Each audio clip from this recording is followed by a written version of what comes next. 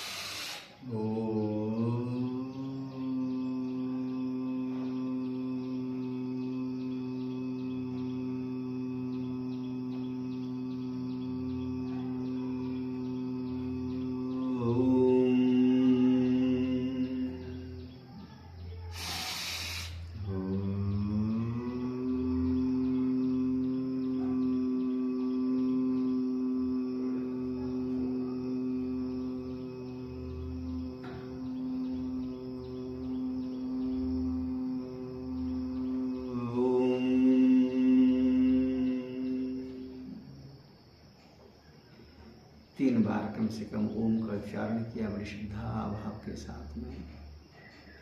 और उसके बाद फिर गायत्री मंत्र का जाप कर सकते हैं। गायत्री मंत्र को वेदों में महामंत्र की उपाधि दी है। सबसे बड़ा मंत्र है गायत्री मंत्र। जिस घर में गायत्री मंत्र का जाप होता है उस घर में, घर की चार दीवारी में ही दिव्य वाइब्रेशंस पैदा होने शुरू हो जाते हैं अपने आप। घर में कलह कलेश हैं, दुख हैं, रोगों ने डेरा डाल रखा है। कई तरह की जो दुर्विचार आदमी के मन में रहते हैं, दुर्भावनाएं रहती हैं, दुर्व्यसनों से घिरे रहते हैं, दुर्गुणों से भरे रहते हैं। तो इसमें इस तरह के जो मंत्रों का जाप है वो विशेष लाभ देता है। तो गायत्री मंत्र का भी जाप उच्चारण बोल के करिएगा ऐसे। ओम भूर्भुवः स्वः तत्सवितुर्वरेण्यं भर्गो देवस्य धीमहि धियो यो न प्रचोदयात्। भावपूर्वक करें, अर्थपूर्वक करें। गायत्री मंत्र का अर्थ भी पता होना चाहिए।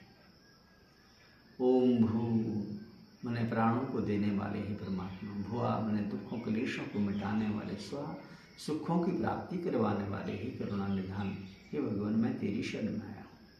तत्सवितः इस पूरे संसार को अपने दिव्य प्रकाश से प्रकाशित करने वाले वरेण्यम प्रभु, हमने तेरा वर्ण किया, तेरा चयन किया है। भर्गो दूर कर दो प्रभु, क्लेशों को दुखों को मिटा दो प्रभु, रोगों व्याधियों को मिटा दो। देवस्य धीमहि, हम सदा तेरी ही दिव्यता को अपने भीतर धारण कर सकते। धियो यो न प्रचोदयात्, और हमारी बुद्धि को सदा शुभ के रास्ते पर चला, अच्छे कर्मों में हम अपने आप को लगा के रखें। ऐसा तो बड़ी श्रद्धा के साथ दोबारा से एक बार बोलता हूँ मैं। ओम भूर्भुवः स्वः तत्सवितुर्वरेण्यं भर्गो देवस्य धीमहि धियो यो न प्रचोदयात्। ओम त्र्यंबकं यजामहे सुगंधिं पुष्टिवर्धनम् उर्वारुकमेव बन्धनान् मृत्योर्मोक्ष्यामामृतात्। ये महामंत्र। ओम अस्तु मा सद्गमया तमसो मा ज्योतिर्गमया मृत्योर्मामृतं गमया।